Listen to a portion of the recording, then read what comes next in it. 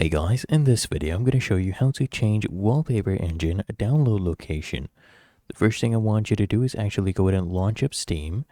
Go here at the top left, hover over library, click here on downloads, and then I want you to come at the top right and click on this gear cog to open the download settings.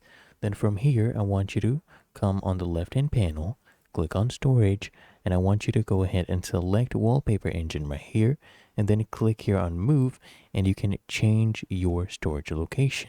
What you could also do is, if you don't have another drive, you can just come here to library, go to home, come here, click on wallpaper engine, click on this gear cog, and then I want you to hover over manage, click here on uninstall, and then click on uninstall again. It would go ahead and uninstall wallpaper engine for you, and then you can go ahead and click here on install again, and then choose your download location. So you go ahead and manage storage, choose your installation location from here, could do that as well, and then just go ahead and install the app. Just click here on install, and as you can see, it is downloading.